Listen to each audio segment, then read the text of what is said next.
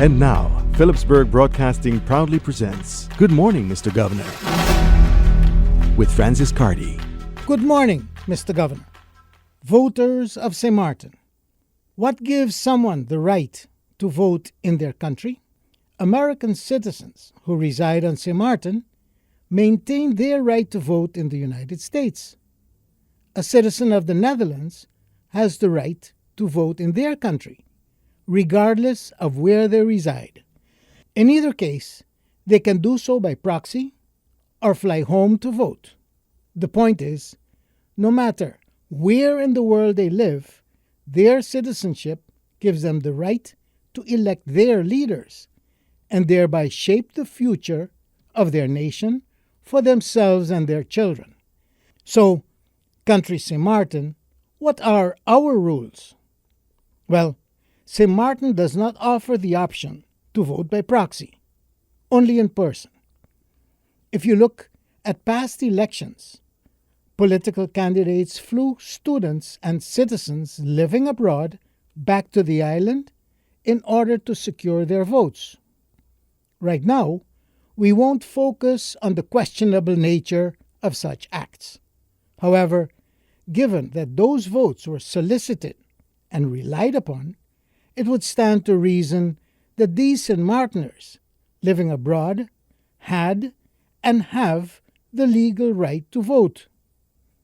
In the months leading up to the January election, however, a number of St. Martiners living abroad were sent a letter stating that, for the lack of a better term, that by hearsay it was determined that they no longer live on the island.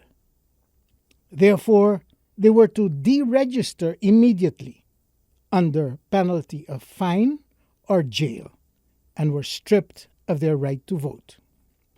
These are all citizens of St. Martin. Many of them have property and businesses on the island and pay taxes. Furthermore, although they reside elsewhere, they are not citizens of any other country in the world.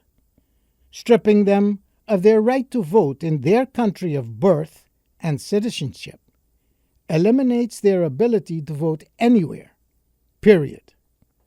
A few years ago, I spoke about the difficulties and obstacles our St. Martin students abroad face when they try to come back to their country to work and contribute.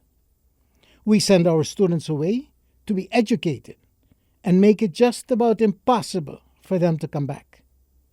For those that brave it, their lives are made miserable as they fight every step of the way to be successful. My fellow St. Martiners studying and living abroad, this is a final slap in the face.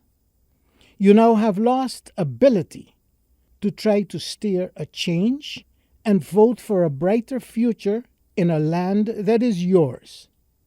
Your mouths have been shut. You no longer have a say.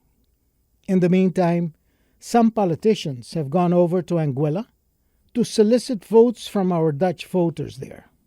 Well, if they live in Anguilla, they are certainly not residents of St. Martin, are they? Yet, it seems like they have more of a say in our future than St. Martiners. People of St. Martin, this raises an abundance of questions. Firstly, it would be interesting to know who got these letters and how it was determined that one would receive such a letter, as it is well known that not everyone did. There are already talks of contesting the election based on stripping the vote rights of some, while allowing others to vote, as it begs the question, is there just chaos and confusion? Or do they know exactly what they are doing? Either way, it is inconsistent, haphazard, and wrong. The disrespect, corruption, and hand-picked favors and threats is appalling. The blatancy of these acts is downright frightening. Fellow St. Martiners, on October 10th, 2010, St. Martin became a country, it is time to start acting like one. Good morning, Mr. Governor. That was Good Morning, Mr. Governor by Francis Carty.